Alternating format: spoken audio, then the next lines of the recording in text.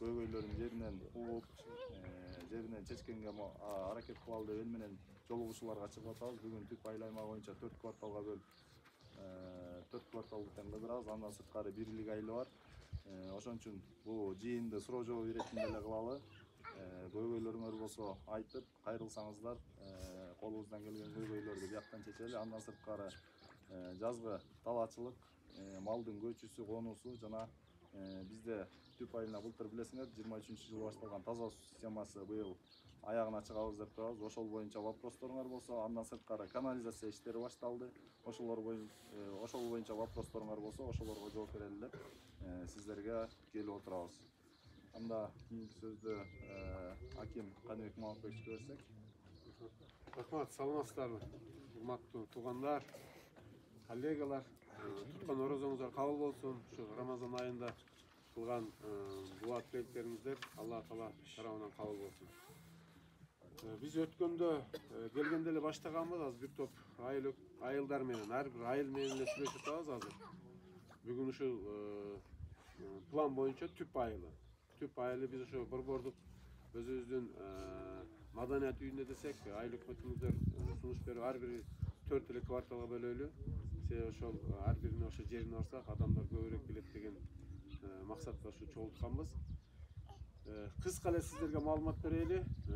Былтыркы жылы бир топ иштер аткарылды. Билесиздер, таза суу башталган, быйылкы жылы канализация башталат. Эми көрүп атасыздар, азыр тазалыкка абдан көңүл бурулуп атат. Президентибиз урматтуу Садыр Нуркожоевич өзү да карап, бизге тапшырмаларды берип, райондук борборлорду иретке келтирүү боюнча, ар бир айыл өкмөттүн борборун иретке келтирүү боюнча катуу тапшырмалар берилип атат. Ошонун үстүндө иштерди алып кетип атабыз. Азыр биз черезден тазалап атабыз, борбордук көчөнү көрүп атасыздар. Бул бир топ каражат талап кылынат да. Бул эмне болуп атат? Бизде баягы түптүн ичинде көбү баягы жолдор казылган. Жаңбыр жааганда ошол жерге машина менен айдап келип, анан кийин баары центрге келет. Центрден анан кийин бүт кумдар топтолуп калып атат. Бул боюнча катуу маселе жаралган былтыр дагы. Ошондуктан азыр биз мындай спецтехникалар алынган, ошолор менен болушунча тазалап атабыз да. Ошондуктан сиздерден мындай неудобство да жаралып калышы мүмкүн. Себеби быйыл канализацияны да бүтүрөлү деп атабыз. Ноябрга ошо канализацияны да бүтүрүп, быйыл катуу иштер башталат. Бир 30 жакты техника келет деп турушат азыр. Ошо ар бир жердин өзүнүн эле немелерин коюп, көчө боюнча коюп, казыла баштайт. Ошондо дагы баарыңыздардан суранабыз, элдерге түшүндүрүү иштерин жүргүзсөңүздөр, бир жыл чыдап койсо, канализация менен таза сууну быйыл бүтүрүп алсак, кийинки жылы түптүн ичин асфальттоо жумуштары башталат. Буюрса, ошо асфальттоо жумуштарын баштап алсак, анан ичин баягы инфраструктураны оңдоо, генералдык башкы планга иретке келтирүү, ошо башка планга карап, ошол боюнча иштер катуу жүрө баштайт. Мына базарды бүтүргүлө деп айттым. Базарды эртеңден баштап брусчаткаларын коюп, же болбосо цементтөө иштерин алдын иретке келтирүү, базардын алдын. Андан кийин баягы базар деген жазууларын, андан кийин автовокзалды иретке келтирип, ал жерде ишке киргизүү боюнча да тапшырмалар берилген. Биз бир айдын ичинде базардагы бүтүрүп, вокзалды ишке киргизип, таксилердин баарын алып келип, ошол центрди иретке келтиришибиз керек. Бул боюнча жумуштар жүргүзүлөт. Өткөндө билесиздер, Госстрой министри өзү да келип, баарын бизге тапшырмаларды берип кеткен. Биз алардын баарын аткарышыбыз керек да. Андан тышкары жол боюнча центральный жол буюрса башталат. 1 километр 200 калган. Аны да бүтүрөбүз быйылкы жылы. Мына министр өзү келип кетти. Мен келгенден кийин эле бар 5 министр менен жолугуп, маселелер токтоп калган маселелерди неме кылганбыз. Министр пятница күнү келди. Бүт кыдырып көрдүк. Центрдин жолун 1 километр 200-ün быйыл бүтүрөт, буюрса баштап подрядчикке берилет, деп салбайт. Андан кийин треугольниктин 18 километр, общий баш аягы түп району боюнча 30 километр жолду быйыл бүтүрөбүз деп турабыз. Анын ичинен 5 километр треугольникке салынат, 18 километрде подрядчик салат, токтоган жакта жолду бүтүрөт, жана ошондой эле ичке суу, талдуу суудагы жолдорду ошо быйыл баштайбыз деп турабыз да. Андан бүтпөй калган мектептер боюнча мектептерди ачабыз буюрса, мына Кармышак мектеби ачылат жакын мезгилде. Андан кийин мына Пырга билесиздер, 750 орунду мектеп жана ошондой эле Садиктин мына немеси тендерлери быйыл берилиш керек. Бул жака салып койсок ошондо бир топ могул жактан барып окугандар бул жака келип окуп бир топ мектебибиз разгрузка болот да. Андан тышкары элдер спорт комплекс деп айтып атыптыр. Спорт комплекс биздин планда бар, токтоп калыптыр. Бирок азыр эми кайра баштап атабыз. Биз спонсорлор менен иштер жүргүзүп атабыз. Билесиздер, мурунку мынабы садик жакта 225 орунду, 275 орунду. Мына каерде эле? Салкындын жанындагы ошол жерде быйыл садик башталат. 2 жылдан бери анын араң немесин бүтүрдүк. Ал 275 орунду проект да жок экен анча-мынчачы. Бирок биз ошол жерде туруп 275тен түшпөйбүз деп ошону жасатып алдык. Тендери берилип атат. Ачылдыбы? Андан кийин ошонун жанында мурунку эски мектеп бар. Ошонун ордунда биз мына Газпромдогудай кылып спорт комплекс салабыз деген план да бар. Аны баягы мен жамааттан угуп калдым. Тиги биздин неме спорт немебиз бар го, сарайыбыз. Комплекс Балбай аты. Ошол жака салабыз деп атыптыр. Бирок азыр мен дагы кийинки жумалардан барып калсак сүйлөшөбүз, бюджеттен болбосо спонсорлордон ошо Газпромдун стандартында салайлы деп атабыз ошол жакачы. Эми салганга жараша. Бул биздин планда бар. Азыр мурунку сүйлөшүп аткан кишилер менен дагы сүйлөшүүнү баштайм менчи. Анын үчүн баягы проектсин жазышыбыз керек, башка кылышыбыз керек, ошо менен бул иштерди баштайбыз. Андан кийин мини футболдун полелер салынат. Район боюнча быйыл 15 салабыз деп атабыз. Бул бардыгы бюджеттен эмес, спонсордун эсебинен. Ошо спонсордун эсебинен сиздердин, по-моему, бир Кытай неме Кытайский крайга бирөөнү киргизип, калган бүт бюджеттен салып атат. Кыска ушу биз кыска эле айтып атабыз. Эгерде мына суроо жооп кетпөйлү, себеби 4 жерге коюп алыптыр. Эмне маселе болсо, азыр жооп берели, чече турган болсо ушул жерде чечейли. Эгерде облус чече турган, республика чече турган болсо, анда ошолор жака кайрылып чече турган болот. 27-синде биз как раз 5 айыл өкмөт менен ошол түп ынтымагы кому бар, билесиздер. Ал жерде биздин бүт түп районунан чыккан, биздин азыркы убакта иштеп жаткан биздин агаларыбыз, эжелерибиз келет. Мурун иштеп кеткендер бар, жаштар барат. Ошолорго биз азыр презентация даярдап атабыз. Эмне иш кылдык, кандай планда, кандай көйгөйлөр бар. Ошонун баарын карап, ошол жерде биздин агаларыбыз, өкмөт иштеп аткан, башка жакта иштеп аткан бизнесмендер өздөрүнүн оюн айтат. Могуну мен бүтүрүп берейин, могуну мен бүтүрүп берейин, бул көйгөйдү мен алайын деп. 27-синде Оз Ачарга барып, бүт презентация кылып, анан кайра түнү менен кайтабыз. Ошол жакта да бир топ маселени чечип алабыз буюрса. Келиңиздер, анда суроолор болсо. Суроо жок. Мындай тигиндей неме жок. Томолой жеттим, анан жарым жеттим. Ошолорго гана берилет. Тигиндей мындай неме жок. Биринчи очередь томолой жеттим. Макулбу? Аны быйыл бүтүрөбүз. Мына азыр кече саат 4-тө келди эле жардам. 50 адамга ошол жерден барып, биздин район боюнча 50 үй бүлөгө кече дагы жардам келген, мен тапшырма берген элем. Мен орун басарым кайда калды? Ошо тапшырма бергенмин, кече дагы жардам берилген. Буюрса, аны да бүтүрөбүз. О, канализация салынат деп атасыңар, очистойду кай кыласыңар? Очистой тияк. Көлгө тиешеси залакасы тийип болбойбу? Жок, тийбейт.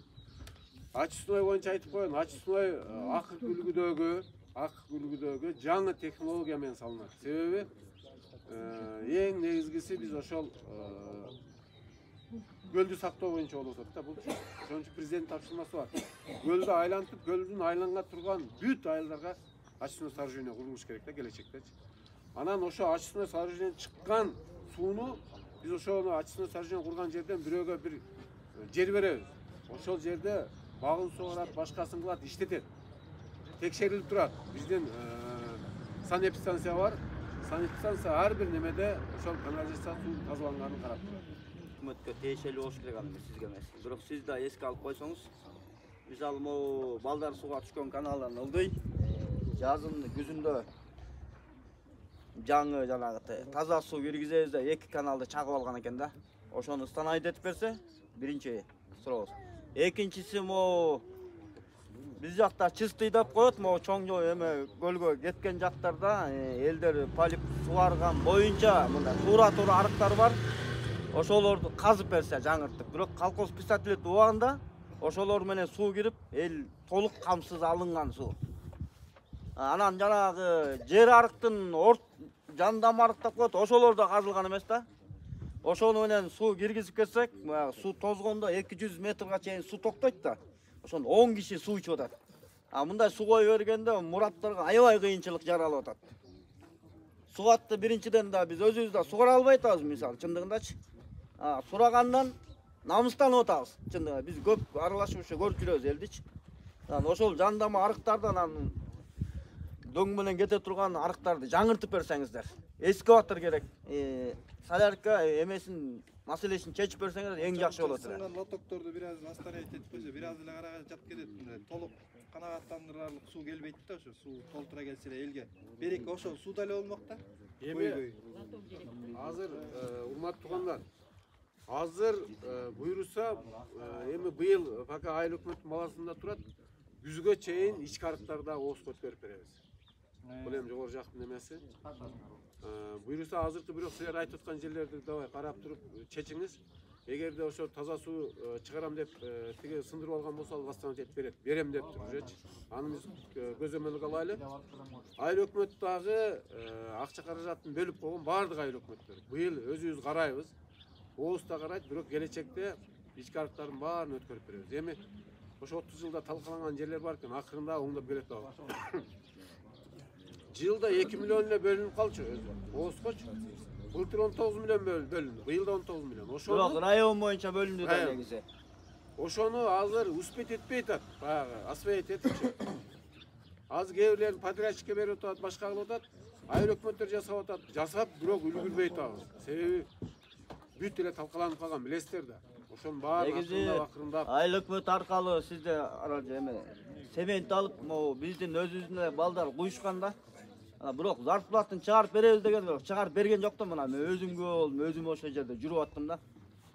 Азыр зарплатым да келип атат. Создашта мен азыр эле сүйлөштүк.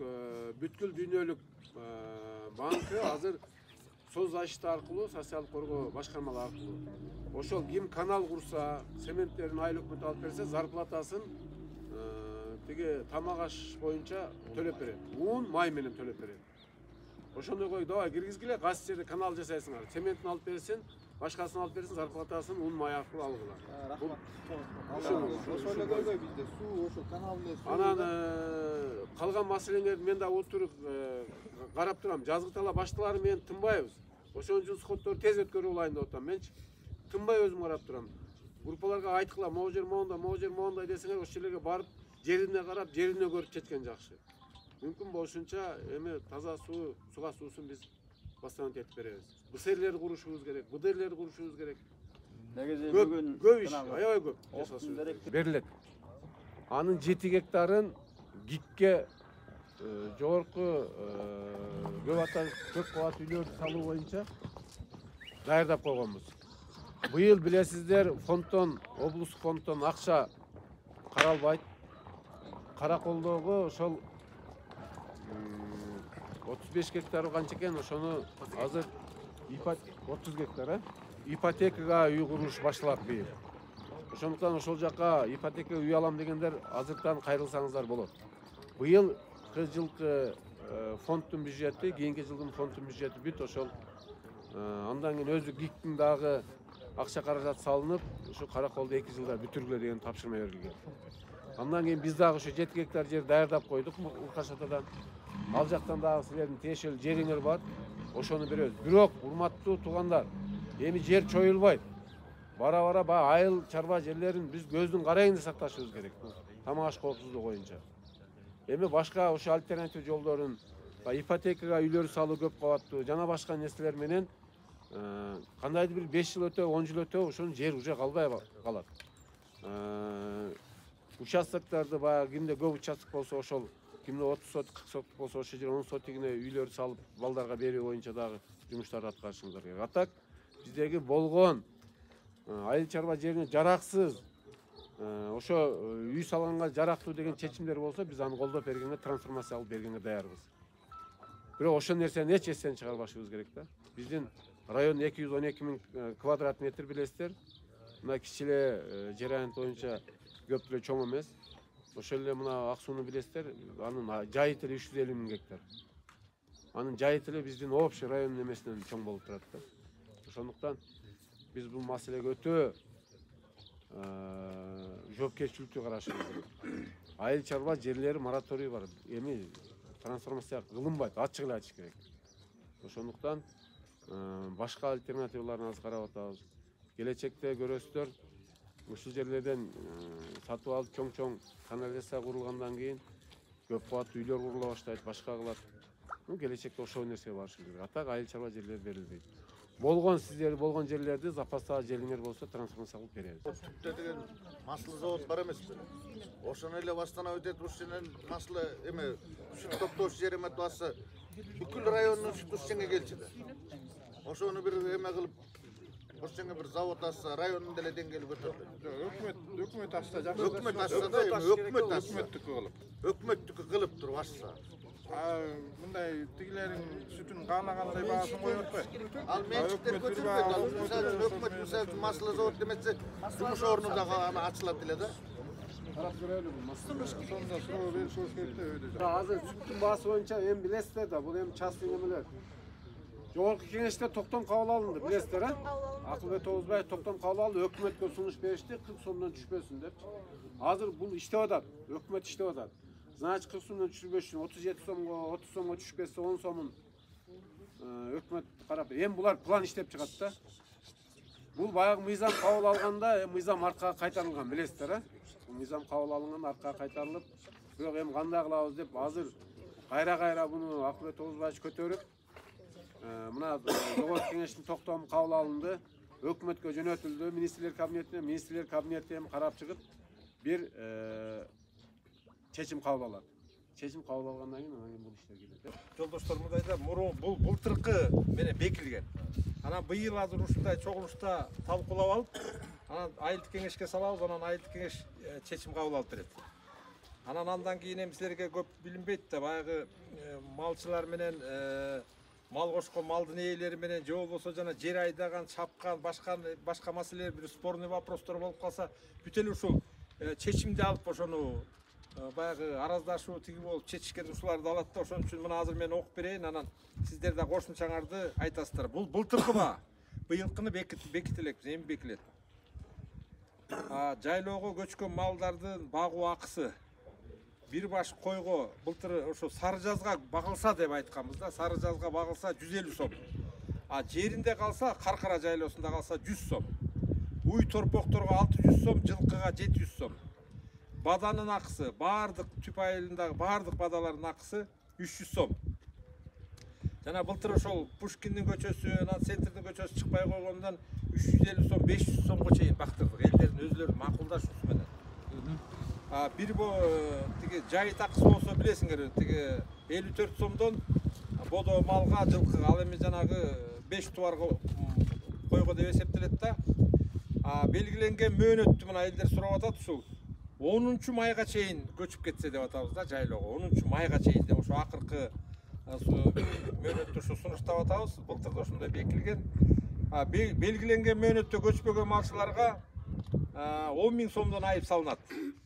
Айылда саан уйлар. Анан бир баш 1000 чат деп атат. Эми аны аябай необходимость болсо эле алып калат да, бир баш 1000 чат бада баккандарга, ошол мал баккандарга. Анан 3 саан уй деп эме кылып атат да, чектөө болот деп 3 саан уй. Малдарды андан кийин кой эчки алардын баары айтылды. Могу жерде табаачылыкка көп эме кылып атат да, адамдар табаачылыкка жер айдоо. Жер айдоо 1000 сом 25 литр солярка 1 гектарына. Кырмоок маласы менен 300 сом 6 литр солярка. Себүү. Эми былтыр ошол 450 сом деп белгиленген экен, эми ар кандай себилди былтыр. 600 сом, 800 сомго чейин, 500 сомго чейин. Бирок былтыр 450 сом деп бекилген. 8 литр солярка менен. Каткилөө 300 сом 6 литр солярка. Чөп чабуу Германка 1000 сом 8 литр солярка. Бирок 1000 сом анан 10 литр солярка алып жүрөт жылда. Жөнөкөй чөп чапкыч 500 сом 8 литр солярка. комбайн 1000 сом 20 литр солярка. Жүк ташуучу автоунаа ар бир рейсине эми жанагы аралыгына жараша сүйлөшүү боюнча ошол 600 сомдон 1000 сомго чейин төлөп жүрүшөт. Өздөрү сүйлөшүп алып.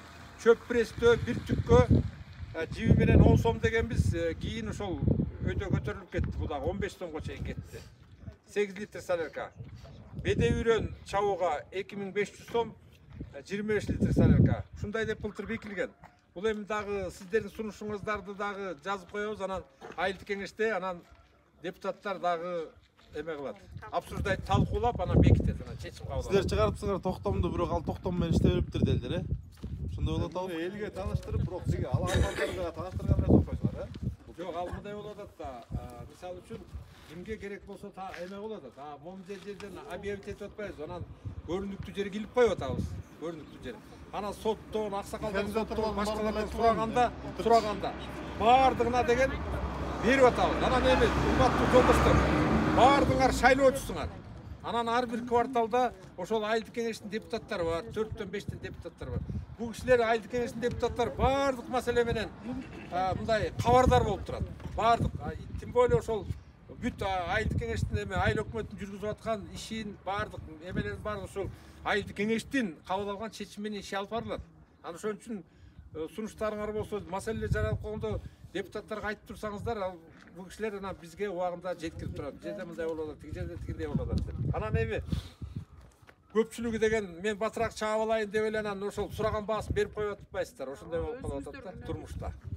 Мал баккандардычы силер элди чогултпай мал баккандарды чогултуп туруп, ошолор менен тарихти чечишип турупчу, анан токтом чыгарып бекитип, ато силер муну чыгарып атасыңар, бул папканын ичине калып кетет. Эч ким билбейт, көрбөйт да. Ким каалагандай эле ал багып атат. Мисалы Малчылар бизге келет. өзүбүздүн эле мисалы Түнап келип төгүп салат биз жака. Иттин өлүгү, койдун өлүгү сасыйт жайлай. Былжыйт. Ал кимге да урнабыз? Биз жака мусор барбайт. Мусор акча төлөйт. Бизге деле айла кетип атат. Айылдан келген таксисттер алып келет да, мусорный бакка койдун өлүгүн салып кетип атышат. Иттин өлүгүн салып кетип атат. алып келип ыргытат. Эми иретке өзүбүз силер менен чогуу бирдикте алып келбесек, биз жалгыз эчтекеге жетишпейбиз. Мына тем более быйыл сокращение 11 эле штат менен калып атабыз. Каягына жетишебиз билбей атабыз. Эл жардам беришиңер керек. Анан жана поля боюнча айтып атпайсыңарбы? Малыңар кирип кетип атат, мал көчпөй деп, ошол поляны өзүңөр карагыла да. 1-2 жолу тарткыла, бергиле, пожалуйста, штрафты. Аны өзүңөр жүргүзгүлө, өзүңөрдүн поляңарды өзүңөр аласыңар, ошол тойду, ошол будайды, арпаны өзүңөр аласыңар. Ошон үчүн өзүңөр караганга аракет кылгыла. Силерге эч ким карап бербейт аны. мисалы Тарткыла, сүрөткө штраф кылат, пожалуйста. Камагыла малды. Эме кылышыңар керек, авейшик жалдашыңар керек. Өзүңөр Авейшик жалдагыла. акчан балдар бар да, авейшик жалдабасаңар эле айыл өкмөт дагы элде баарыңар карай албайсыңар поляңарды. Бирөө 2 бала жалдасаңар, ошол поляңарды карап берет. Анан ошого эле өзүндө бир чакадан буудайбы, арпабы берсеңер иштеп берет. Ошол бала камасын, малды жана кетпей калган эмен баарын камайт. Штрафты да өзүнө алды, анан кетет. Антпесе болбойт. Бар каралган Айыл өкмөт биз да карай албайбыз, силер да карай албайсыңар. Тетакка ким эле барып карап турат анан. Тиги бешичи бар кашарды тегерегин. Авейшик балдар барып карасын дагы кетпей камасын. Авейшик балдарга силер жардам бергиле, 5-6 бала дагы жардам беришиңер керек. 5-6 барып камагыла, анан тиги баш ийет. Анысы баш ийбейт, болбойт. силер 10 Өнү алган алар ошол токтом турамыз чыгарып коюп. Жок, бул каралат, былтыркы боюнча каралып атат да. Чөп барбы ошо кезде апрелде? Жок. Эми жок болгондо чыга албай аткан чөптү токтолуп атасыңар. Договоруңар түзгүлө мында бар. Азырлап түзө бериле. Негизичи урматтуулар, мындай закондуу түрдө иштеш керек да, барынча. Өзүбүзгө да жакшы да, ар бирибиз закондун негизинде иштесек, барып договор түздөйдү, айыл өкмөткө барып сураштырып. Сен ушунча жыл мал багасың, бирок кыйналып жүрөсүң, кашарың жок. Тияк-биякта жүрөсүң. Ошондо бир айыл өкмөткө барып бир кеңеш албайсың. Сиздерденчи? Силер деген мындай өзүңөр эле чыгып алып Жок, бул деген мыйзам башынан бар. Жайыт мыйзамы канчанчы жыл эле кабыл алынган. Просто биздин сотрудниктер иштей жүргөн. Аны моюнга алабыз. 10 жылдап жайытты кесип берип жүргөн. Аны моюнга алабыз. Мына чыксаң эле баарына кесип алган. Жазында Ekekten soğuşmadık mına. Şu geçip kalan turbaysın sen. İlgeri kestiriyor. Emek olop Geç ak var. Bir cerli ot tamam. Al cerlerin barle cayttık. Elkine bala aylık benim balansı ana kim öyle kılalat ağa. Biz sizlerdi ailemiz. Bizim alçılardan da nemesini karayız. Matulca bunday kılbaylı. Zayit masalesi olottur. Abdükerim o. Çıkıvına kırılış Abdükerim o. Yer tappaysın mı? Böyle Bunday kılbaylı bunday. Mayt otpay. yer tappaysın mı? Yok da Kayseri. Yok, Tütün Kayseri hazır bekeri. Oy, bütün eser bekar hazır. Aylık matın balansını alalım. Biz gide odasın. Onu bütülemeyin çıktı. Boş da bu ya. Emet Boşunca Abdükerim o. korkmayayım ben. Boş Abdükerim o. Abdükerim o. Mayt otpay bunu. Ökböt öz ayt otpay. Жердин баары мыйзамсыз алынды деп. Договор бар түзбөйсүңөр. Эмнелер ылдашып отурат. Mal dogovor bille oldu. Жаңылай катасың. Эми ошо кыйын кылда кылат ошо менен. Жок да чабыштын баары өттү. Жолдорду казып аткан те Мох көчө, Бакай көчө, могу сууларды казып атканы ким көзөмөлдөп атат ошону мага айтып. Я. Управделанын атайын технадзору бар. Болот деген киши. Сетик жерден жөө бассаң дагы бутуң сынчыда экен. Азыр мына мен ошолордун турбаларын ташып берип атам. Ай, молар нормальный көмбөйсүңөр десем, нормальный эле көмүлүп турбайбы дейт. Эмне, там чекеге согуш керекпи? Же ошол жерге мурду менен Сокпойт билең ошо жер. Айтсын беле? соттойбейби? Соттабагандай. Прям как за человека слышишь. Ошону бир киши көзөмөлдөп, ошо управделге кагаз жазып, же бирдеме кылып туруп, бул көчөлөр түздөп, нормальный казгандан кийин нормальный кайра кетсе, Көчөлөрдү түзөгөн боюнча булардыкы казылган жерлерди түзөп бериш керек. Но бирок күзүндө булардын финансы бөлүнбөй калган. былтырдан бери зарплата алып экен. Анда эле түшүнсө. Азыр могу келаткан жумада 3-чү же 4-чү күнү теги технадзору келет. Именно ушул маселе боюнча кеткен, ГСМ боюнча. Тияка киргизип, эми управдела бул биздин айлык мөттө кичинекей эмес да, бул Кыргызстан боюнча карайт да. Аяктан акча бөлдүрүш кыйыныраак да. Анан ошону бөлдүргөнү кеткен. Бөлүнүп келсе салат. Жолдун ортосунда ошону дагы бир көзөмөлгө алып койсоң. Люк жолдун ортосуна түшүп атат. Бул боюнча нааразычылык болуп былтыр көтөрүлгөн эл билесиңер да. Но бирок проектиде ошондой чийилгенден кийин жолдун ортосундагы боюнча эле калат деген. Себеби дегенде быйыл таза суу менен канализация бүтсө, кийинки жылдан баштап асфальт иштери башталат да. Башталганда жолдун немеси өрүүнү көтөрүлүп, Караколого кирип баратканда деле трассанын ортосунда турбайбы? Ошол өрүүндө асфальт басылат деп түшүндүргөн да бизге. Кичине чыдайлы эми. Ошондо кандай Ладно, ишиңерге Суу чыгат да, главный. Караколдун люктарын тебелеп эле өтөтпөйсүңөр. Асфальт куюлганда түздөлүп эле кетет да. Асфальт басылганда. Люктар бар, турат. Арада эгерде бирөө алып салса жаман. Жолдун кышыгына чыдайт. Араптын суусун божоруп коелу. Араптын суусунда 5-6 жеринде жазык бар деп максат. Но бирок ошол боюнча да баягы группада обсуждение кылып атасыңар. Мен кабыл алган эмесмин. Мен жаңы келгенде бүткөн, бирок кабыл алынган эмес. Бирок ишке берип атабыз. Азыр 6-7 жеринде жарык бар го, э? 5 жерге заявка бергендер берип алышты. Былтыркы сыйымды булар эмес, мен укпай калгам. Солярканы бир жаран канча литрден алат? Ограничение жок. Азыр 43 тонна турат азыр. 19 беле. 19 тонна бөлүнгөн, 19 тоннадан 7,5 тонна гана Былтыр ким алды эле бу як жактан? Ким алды? Былтыр гана список айтпайсың улан ким алды эле? Канча алды? Удагы жыл калып калган. Арпа, э? Канча үйрөн алдың эле? Канча алдың эле максат? Жер канча алдың эле? Айтпайсыңар ошондой муну алып атабыз. Өкмөт жардам берип атат, чегип атабыз деп эмнеге айтпайсыңар? Элдин наразычылыгы толтурат да мына. Албай атабыз эчтеке деп. 1 гектардан болсо да алсынбы элдер? Барбы жер алалы? Кана ким алды эле? Улан айтпайсың. Сен канча алдың эле максат? Ана депутаттар алып алды, депутаттар сеп атат деп. Кана айткыла, сен канча алдың эле максат? Баягы ким алды? Эч ким алды? Максат алды. Жок, сен максат.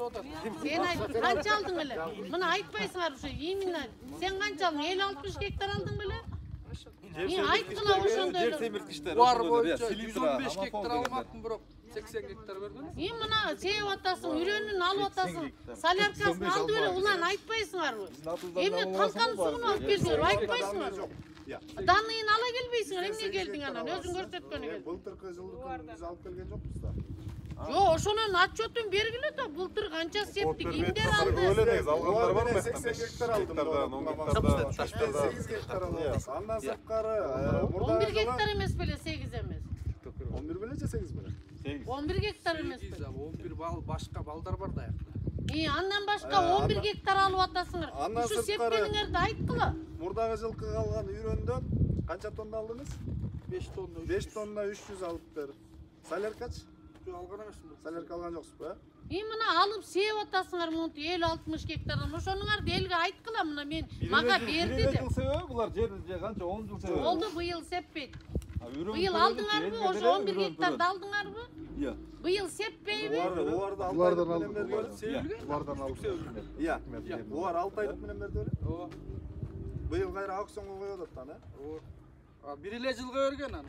Мына ошондуктан мына элдер мына укпай каласыңар. Былтыркы солярканы силер эмес, мен укпай калгам күндө айыл өкмөттө. Ошол 80 гектарды бир кишиге бербей эле мында бөлүп Аны мындайда УПСтин дери 50 менен бөлүп алган. Мамлекетте 50, администрацияда 50% бар.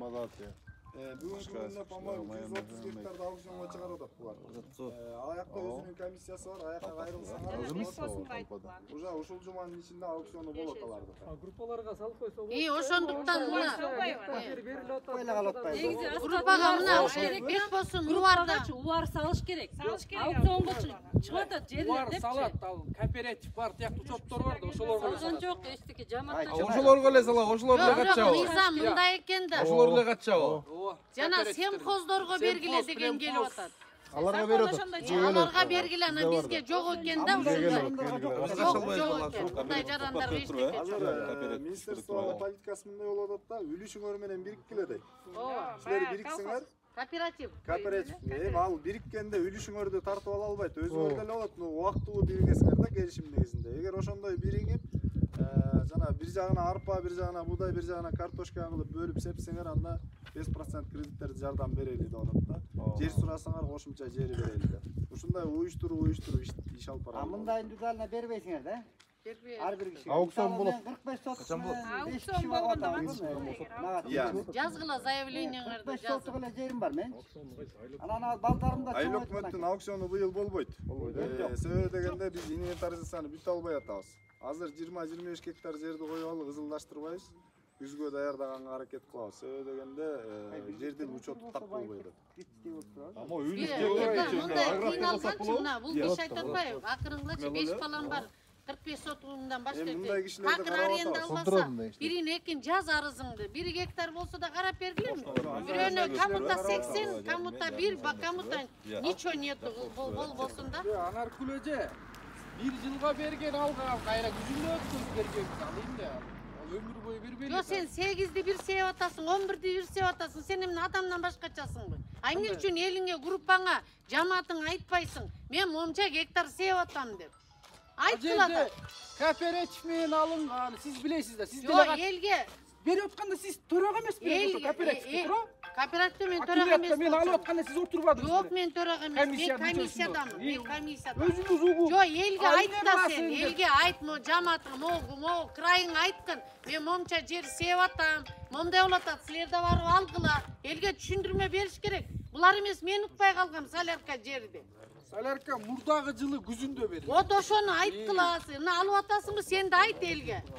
Мына мондай болуп атат. Мына бул киши айтып атат, мен 45 сотугуман башка мен 5 бала бар атам. Алсыңбы деле 1 гектар. Деп өтпөй атат. Анан эмне? Кандай өтпөй атат? Элге өтпөй атат. Сага келгенде берилип калат. Мурдагы күздө уже кеч күздө. Октябрда уже. Берилген заявка бергендер берип алышты. Былтыркы сыйымды булар эмес, мен укпай калгам. Солярканы бир жаран канча литрден алат? Ограничение жок. Азыр 43 тонна турат азыр. 19 беле. 19 тонна бөлүнгөн, 19 тоннадан 7,5 тонна гана кетти. Былтыр ким алды эле бу як жактан? Ким алды? Былтыр гана список айтпайсыз булан ким алды эле? Канча алдыңыз? Мурдагы жыл калып калган. Арпа, э? Канча үрөн алдың эле? Канча алдың эле максат? Жер канча алдың эле? Айтпайсыңар ошондой муну алып атабыз. Өкмөт жардам берип атат, сеп атабыз деп эмнеге айтпайсыңар? Элдин наразычылыгы толтурат да мына. Албай атабыз эчтеке деп. 1 гектардан болсо да алсынбы элдер? Барбы жер алалы? Кана ким алды эле? Улан айтпайсың. Сен канча алдың эле максат?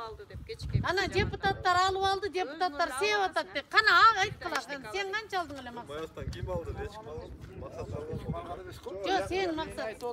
Сен айт, канча алдың эле? Мына айтпайсыңар ушу именно. Сен канча алдың? 50-60 гектар алдың беле?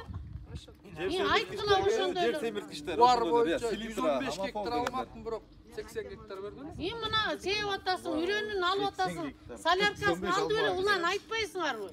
Эмне талкан суун алып келдиңер, айтпайсыңарбы? Даныйын ала келбейсиңер, эмне келдиң анан, өзүң көрсөткөнү келдиң. Былтыркы жылдыкын биз алып келген жокпуз да. Жо, ошонун отчетун бергиле да, былтыр канча септик, кимдер алды? Алгандар барбы? 80 гектар алдым. 10 гектарда. 8 гектар алдым. Андан сырткары 11 гектар эмес беле, 8 эмес. 11 беле же 8 беле? 11 гектар эмес беле. 11 бал башка балдар бар да. Андан башка 11 гектар алып атасыңар. Ушу сепкениңерди айткыла. Мурдагы жылкы калган үйрөндөн канча тонна алдыңыз? 5 тонна. 5 тонна 300 алып бер. Соляркач? Алган эмесмин. Солярка алган жоксузбу, Мына алып сеіп атасыңар мынтип 50-60 гектардан. Ошонуңарды элге айткыла, мына мен мага берди деп. Жыл себеби булар жерди канча 10 жыл себеби. Болду, быйыл сеппейт. Быйыл алдыңарбы, ошо 11 гектарды алдыңарбы? Быйыл сеппейби? Булардан алып булар 6 ай менен берди беле? Ооба. Быйыл кайра аукционго коёт атан, Бир эле жылга берген аны. Мына ошондуктан мына элдер мына укпай каласыңар. Былтыркы солярканы силер эмес, мен укпай калгам күндө айыл өкмөттө. Ошол 80 гектарды бир кишиге бербей эле мында бөлүп койсоң болот. Мындайда УПСтин жери 50 менен бөлүп алган. Мамлекетте 50, администрацияда 50% бар. Бүгүнкү күндө по-моему 130 гектарды аукционго чыгарып атат булар. Аякта өзүнүн комиссиясы бар, аякка кайрылсаңар. Уже ушул жуманын ичинде аукциону болот аларды. Группаларга салып койсо. Ошондуктан мына негизи группага мына бек болсун убардачы убар салыш керек. Аукционго чыгып атат жерлер депчи. Салат, ал кооператив бар, тияктуу учеттор бар да, ошолорго эле салат. Жок, эчтеке жамаат. Ошолорго эле салат, ошолор эле катчабы. Мыйзам мындай экен да. Ошолор эле катчабы. Жана семхоздорго бергиле деген келип атат. Аларга берип атат. Аларга бергиле, анан бизге жок экен да ушундай. Жок экен. Мындай жарандарга эчтеке жок. Министерство политикасы мындай болуп атат да, үлүшүңөр менен бириккиле дейт. Силер бириксиңер. Кооператив. Ал бириккенде үлүшүңөрдү тартып ала албайт. Өзүңөр деле болот, убактылуу биригесиңер да келишим негизинде. Эгер ошондой биригип, жана бир жагына арпа, бир жагына буудай, бир жагына картошка кылып бөлүп сепсеңер, анда 5% кредиттерди жардам берели деп атат да. Жер сурасаңар кошумча жери берели деп. Ушундай уюштуруу иш алып барат. Мындай индивидуально бербейсиңер да? Бербей. Ар бир кишиге. Аукцион болот. 45 соток. Аукцион болгондо жазгыла заявлениеңерди 45 соток эле жерим бар мен. Анан балдарым да Айыл өкмөттүн аукциону быйыл болбойт. Себеби дегенде биз инвентаризацияны бүтө албай атабыз. Азыр 20-25 гектар жерди коюп алып ызылдаштырбайбыз. Күзгө даярдаганга аракет кылабыз. Себеби дегенде жердин учету так болбой деп. Ама үйлүш мына бул киши айтып атпайбы? Акырыңгачы 5 балам бар. 45 сотугундан баштайт. Такыр аренда албаса, бирин экин жаз арызыңды. 1 гектар болсо да карап бергилеми? Бирөөнө кому-то 80, кому-то 1, кому-то ничего нету болбосун да. Анар Күлөже 1 жылга берген алга кайра күзүндө өткөзүп бергенбиз ал эмне? Ömür boyu bir belli. Yo sen 8'de bir sev atasın, 11'de bir sev atasın. Sen emne adamdan başkaçasın. Aynı için eline, grupana, cemaatın aytpaysın. Men momca hektar sev atam dep. Ayttılar da. Kooperatifmen alıngan, siz bilesiz de. Siz Yo elge. Berip atkanda siz töraga emesmisiz kooperatifte turo? Kooperatifte men töraga emesmisiz. Men alıp atkanda siz oturmadınız. Yok men töraga emesmisiz. Men komissiyadamın. Men komissiyadamın. Özünüz ugu. Yo elge aytla sen. Elge aytma cemaatın moğu krayın aytkın. Men momça jer sev atam. Momday olatat sizlerde barıp algıla. Elge düşündürme beriş gerek. Bular emes men ukpay kalgam Salerka жерде. Salerka murdagı жылы күзүндө берди. Вот ошону айткыласы. Мына алып атасыңбы сен да айт элге. Мына момдай болуп атат. Мына бул киши айтып атат мен 45 сотуңдан башка мен 5 бала бар атам. Алсыңбы деле бир гектар. Деп өтпөй атат. Анан эмне? Кандай өтпөй атат? Элге өтпөй атат. Сага келгенде берилип калат. Мурдагы күздө түшө, кеч күздө. Октябрда уже. Жак саламатсыздарбы? Камерада кабыл болсун. Рамазан айында кылган тилек дуаларыңызга кабыл болсун. Алла таала. Эми баарын эле айтып келатабыз. Таза суу боюнча. Таза сууну быйыл бүтүрөбүз. Быйыл канализацияны да бүтүрөбүз деп турабыз. Буюрса ноябрда очистное сооружение анан 20-30 техника келет. Быйыл аябай чоң көп техника келет. Анан ошого эми мындай эмелер болот, неудобство болот. Ошондон эми кечирип турабыз, бирок быйыл бүтүрүп алайлы. Центрди көрүп атасыздар, баардыгы эле ушу кумду илештирип эле центрге чыгып атат. Черезден центр тазалап атабыз. Анда таза кармап атсак болбойт. Туристтик сезон келип атат. Мына суббота чоң ишембилик болот. Ошонун баары силер дагы угат, коңшуларга айткыла, эл журтка айткыла, элди дагы чыгарайлы деп атабыз. Эл дагы чыгарып, эл дагы жардам берсин. Арыктарды тазалайлы, үйлөрдү актайлы деп атабыз. Бүт ошо кичи өркүдөн баштап, мына биздин чыгып Аксуунун чек арасына чейин бизге эмне караштуу болсо буза турганын бузуп, актай тургандарды актап, пульверизаторлорду алдык, актарды даярдап атабыз. Суббота күнү чоң субботик болот. Баардык эл журттун баарын чыгып атабыз. Мен дагы суранып кетем, эл журтка айткыла, чыгып берсин. Жакшына алып тазалап, бир сыра тазалап алсак, анан бир сөз бар го, таза күнүгө тазалаган жер эмес, таза кармаган жер таза болот деп. Ошондуктан таза кармашыбыз керек, элге айтыш керек, журтка айтыш керек, жардам бергиле деп. Мамлекеттик кызматкерлер черезден эле чыгып атат тазалыкка. Бүгүн тазаласа, сразу кайра турууга болот. Мына базарды дагы тезирээк бүтүр дедим мен. Базарга дагы киргизебиз, бүт баарын оңдойбуз. Скверлерди салабыз, ага акча каражаты бар. Мен фонддон да берем, айыл өкмөт өзү да карап атат, депутаттар да карап берди. Инфраструктураны оңдошубуз керек да. Быйыл эгерде канализация менен таза сууну бүтүрүп алсак, кийинки жылы асфальт жумуштары башталат түптүн ичин. Кийинки жылы баардыгын асфальт кылабыз дегенден алыспыз, но основной көчөлөрдү, бирок өтө бузулган керектүү көчөлөрдү киргизип туруп, биз уже январь-февраль айынан баштап эле жаакка барып сүйлөшүп, мына бүт газ көчөлөрдү асфальт кылабыз деп сүйлөшүп алып, ошо көчөлөрдү кийинки жылга киргизе беребиз. Оңдошубуз керек, тротуарларды салышыбыз керек, освещениелерди коюшубуз керек, мына столбалардын баарын тегизлешибиз керек генпланга жарашачы. Генплан бүттү буюрса, Кудай кааласачы. Анан быйыл дагы бизде бир топ курулуш болду. Быйыл мына мектепти ачып беребиз түптүн. Садикти баштайбыз 275 орунду. Андан кийин спорт комплексти айтып келатам, аны дагы токтоп калыптыр бул. Биз сүйлөшүп атканбыз да, Газпромдун баягындай ошол типтегидей салайлы деп. Спонсорлорду таап койгон элек, эми кайрадан сүйлөшөбүз. Болсо бюджеттен кылабызбы, депутатыбыз Акылбек Тогозбаевич экөөбүз буну алып кетип атканбыз да. Ошо токтоп калыптыр, аны кайрадан эми сүйлөшүп буну жандандырабыз. Чоң спорт комплекс ошол жака бир салып берели деп атабыз. Андан кийин кармашакты алсак, анан буну бузуп, бирликке дагы быйыл садик менен мектеп экөө чогуу кирип атат буюрса. Азыр ПСДсын даярдап атабыз. Шатын мектеби быйыл башталат буюрса. Анан булардын да таза суусуна кичине акча сурап атат, бирликтен беребиз биз фонддон 5 миллиондой акча сурап атат. Өзүнүн күчү менен көрдүңөр, айыл өкмөт 6 миллион берип атат, 5 миллион биз 6 миллион берип атабыз. 11 миллионго бир айылды суу менен камсыздайлы деп атабыз. Бул республикалык бюджет карап турбайбы. Ошо менен анан генералдык пландарына да акча берип атат, башка айыл өкмөттөр да берип атат. Эң негизгиси ген план экен да, айылдычы. Ошону түзүп алсак жакшы. Эми сиздер түп айыл боюнча айтсак, айыл өкмөт боюнча айтсак, биз эң негизгиси район центри болгондон кийин район центрин оңдошубуз керек. Автовокзалдарды тияка жылдырышыбыз керек, башка кылышыбыз керек. Тиги могу жерде туура эмес турган коңшулардын баарын автояка коюшубуз керек.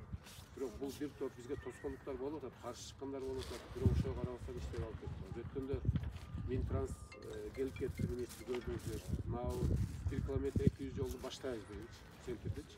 Буюрса баштап, андан тышкары 30 километр жол салынат районда. Тригоникти буюрса бүтүрөбүз деп турабыз, анан талды ички сууну бүтүрөбүз деп турабыз.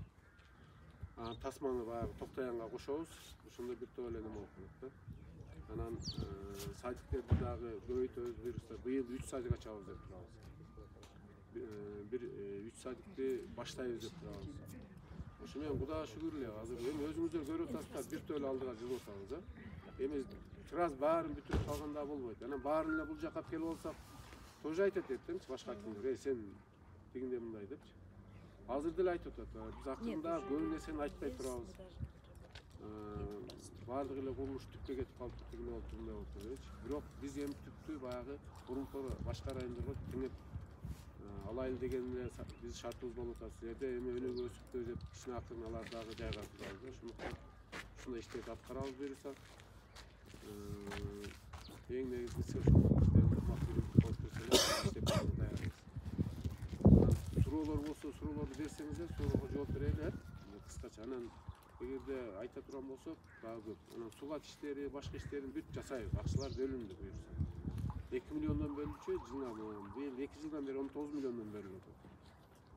Субат иштеринде ички арыктардын баарын ооз көткөрүп беребиз. Алар жасаганга дагы аракет кылабыз. Айыл өкмөт өзү дагы акча бөлдү. Керек болсо биз да фонддон беребиз. Азыр акча каражатын, кошумча акча каражатын алган дагы сүйлөшүүлөр болуп атат. Дагы кошумча акча каражатын алып алсак, буюрса жакшы болот. Мына былтыр акча каражатын алып болгон экенбиз, мына техникаларды алып алдык. Бир топ техника алып алдык. Өзбек фондунан техника алдык.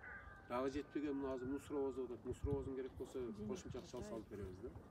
Ушундай иштерди жүргүзө беребиз акырындап. Так, эми суроо жооп көтөрөлү, урматтуу туугандар. Келиңиздер. Кимде суроо болсо бериңиздер, жооп берели. Бизде ошо бадага кийин чыкпай болдук. Бадага сыймак чыгат. Көлөйгөн баласы. Мына ошо мурдагы жылы багышпады эле ошолор. сыймак. Жана Эрлан жана центрге тиги туя аныкны сөзүп атпайбы, ошол боюнча жаңкан же сурап ошо жооп берип койчу Эрласыңар. Бул бактарды алдыңар. Бадаңардын жерлеричи төрт жуурттун астында тиягы. Биягы Газпромдун ар жагына чейин. Могу эки бада ошондой. Бирөөсү бияна жаат, бирөөсү Газпром аягындагы сай менен шатны өздөй жайт. Ошо биздин бада кетет болуш керек ошо. Жок, экөө очередтешип мындай жайып атышкан мурун. Пушкиндики менен. Жана чочкобаздын астына мындайынан кетчи, анан тиягы немеге чейин кетет. Бада боюнча быйыл проблема деле болбойт жайыттан. Себебинде койду, жылкыны баарын эле көчүрөбүз. Мурун жайыт комитет бизден отдельный болчу, реформадан кийин бизге атайын штаб кылып отургузду. Азыр бала алдык, өзү юрист, следователь болуп иштеп жүргөн. Андан сырткары мурун штраф сала алчу эмеспиз биз айыл өкмөт, эчтеке кыла албай жүргөнбүз. Азыр мыйзамдаштырып, протоколдордун баарын алдык, укук бузуулар боюнча протоколдун регистрациядан өткөрүп, азыр штрафты салабыз, сразу немеге катталат, прокуратуранын сайтына, Кыргызстан базасына кирет. Любой банкка барабы, кайсы жерде болбосо штраф жарандын уже паспорту менен эле чыгып калат да. Ошого барабыз. Андан сырткары неме боюнча, центр боюнча деп атасыңарбы, э? Центр боюнча озеленение боюнча. Эки жагын кеңейтпедикпи? Баардыгы алынып бүттү. Бүгүн эртеңерден жанагы 1-2 контейнерлер калды. Анын баарын алабыз. Уже уведомлениялар берилген. Андан сырткары 2 күн, 3 күндүн ичинде центр казылат. Таза суу эки жак бетинен тең Айылбанкка чейин казылат. Анан тротуар менен неменин ортосун кече түнгө чейин казып, грунттарын алдык, шагыл кум экен да. Бүгүн бактарды кыйгызса эртеңерден аяка кара топурак төгүп, азыр ак суу менен 200 туяга заказ бердик. Аксуулуктар даярдап берсе, субботага чейин уже туясын отургузуп, андан сырткары гүлүнө уже ойлоно баштадык. Ограждениясы, освещениясы менен чогуу уже сметчикке бердик. Сметасын жасап бүтсө эле, аны бестендер пирамид жолу менен уже өзүбүз иш алып барабыз да. Мынта бир ойлоп атабыз 10 күн, 15 күн. Могу бактардан бошоп калсак эле, уже 15 күн ичинде освещениясы менен озеленениясын бүтүрүп алабыз деп турабыз. Это в центре. Боронбай атанын эстелигин дагы.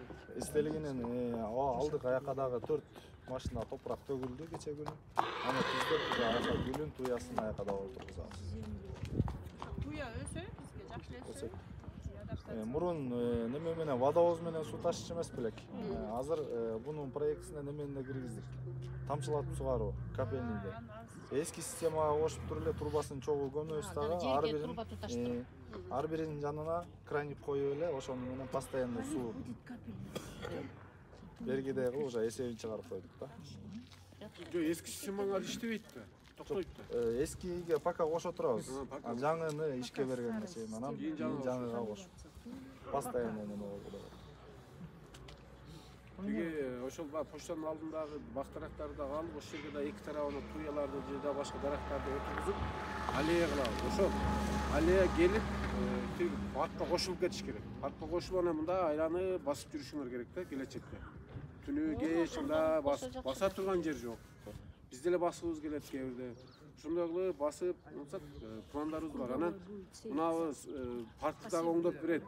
Бүктүр оңдош керек эле, алда токтоп калыптыр, мен жазам азыр. Умрага кетиптир, оңдой турган адамдарчы. Парктын ичи негизи эле чын эле тазалансын. Балдар көп келип ойнойт да тияктан тияктан. Жок, бул эми стандарт кылып, былтыр баштаган, былтыр Костяга бергенде Константинге. Эми алып башка бирөөлөр келип биз жасап беребиз дегенден анан алганбыз биз. Алып азыр тиги бул жакта жүрөткөн четте. Четте азыр мен жазып койдум, жооп берсе алар келет. Азыр проектісін да карап атышат. Бүт мороженосын, тиги детский игральный зонасын, башкасын бүт баарын ошол жерге мен алып беребиз. Коюп беребиз. Мне вопрос по поводу вот туи. Я извиняюсь, я на официальном языке. Да.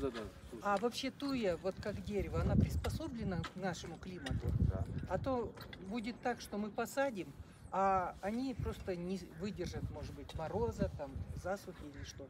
Мне вот знакомый сказал, столько лет в Кыргызстане учить. А почему бы в школе не открыть один класс, который, я говорю за себя, но есть многие кыргызы, которые кыргызский язык не знают до конца. Ну давайте платное сделаем. Я в свое время возмущалась и просила Таниева. Мы будем приходить, потому что язык я в стране в этой живу. Но я когда начала его учить, я самостоятельно его не выучу. Ну давайте сделаем даже такой. Вы думаете, что не придут? Да люди придут с удовольствием. Даже за какой-то месяц будем вносить. Мы должны постоянно вам говорить по-кыргызски, вот тогда будете научиться. Ну, Узбекистан идите, Казахстан идите. У нас два языка. Они вот русский, думган или оскорбление. Нет, давайте, если у вас желание есть научиться кыргызский язык, тогда мы должны вам обратиться на кыргызский язык. Вот тогда вы быстро научитесь. Это язык общения. Давайте так скажем. На русском. Хорошо. Это практика, это. Чем теория, это практика. Вот вы знаете, что я выросла в селе, у нас только по русскому языку разговаривали. А я вырос, знаете, вот где русский язык вообще не проявлял. Я сам вот... Просто предложение такое, почему бы не сделать? Это... Хорошо, предложение принимается. А не высказывать, вы должны учить, вы должны... Да, я знаю, у меня разговорник есть, вот это есть. Но понимаете как? Если я прошу, ну у нас два официальные, язык и государственный. Это платный вы, да? Вон тогда будет переходить? Я лично... Есть желающие? Ну если хорошо, зала... вы один есть. Еще. И будут приходить. Ну, правда, такие цены, 10 тысяч за месяц, мы не сможем осилить.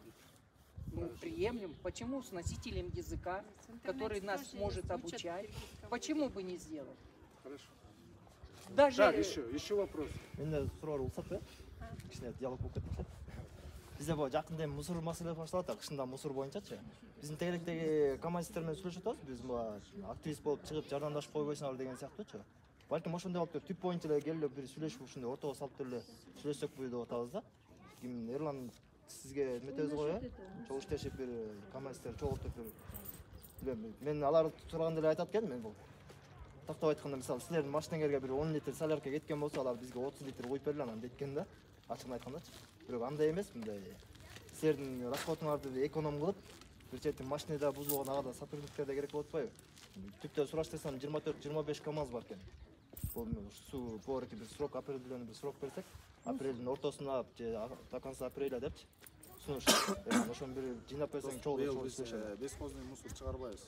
Гүлдү, кыркты, строительный мусорду биз чыгарбайбыз. Себеби дегенде биз единый тарифке өткөнбүз. Мурун подворна ар биринен ай сайын 100 сомдон алынса, азыр жылына 100 сом өтөт.